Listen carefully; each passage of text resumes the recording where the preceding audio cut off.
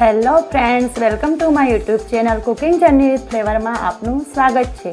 તો આજે આપણે બનાવીશું પાપડીના લોટનો ટેસ્ટ આપે તેવી ખીચડી। એક વાટકી જાડા ચોખા લીધા છે, અડધી વાટકી મગની મોગર દાળ લીધી છે, બંનેને મેં અડધો કલાક પાણીમાં પલાળી રાખ્યા છે। એક ચમચી પાપડ ખારો લીધો છે, એક ચમચી જીરું લીધું છે, સ્વાદ અનુસાર મીઠું લીધું છે અને એક ચમચી લીલા મરચાંની પેસ્ટ લીધી છે। ગાર્નિશિંગ માટે મેં લીધું છે અથાણાનો સંભાર અને ઘી। તો ચાલો મિત્રો, આપણે ખીચડી બનાવવાની શરૂઆત કરીએ।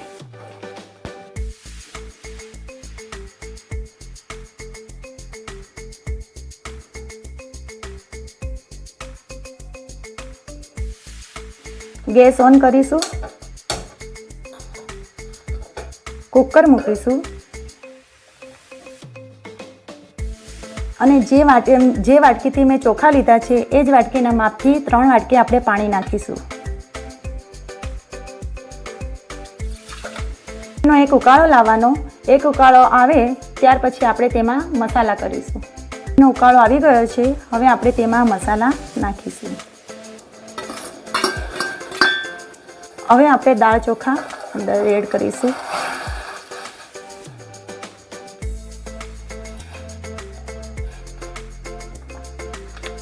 અને સારી રીતે હલાવી દઈશું।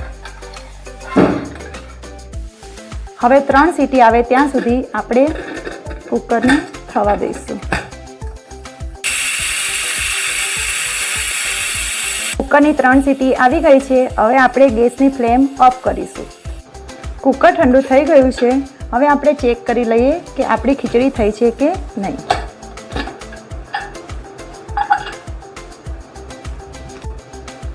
જો આપણી ખીચડી થઈ ગઈ છે।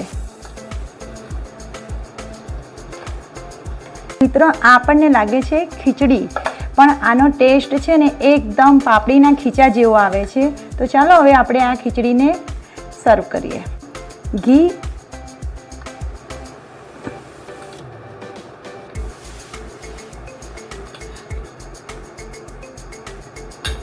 અને અથાણાના સંભાર સાથે સર્વ કરી છે। તો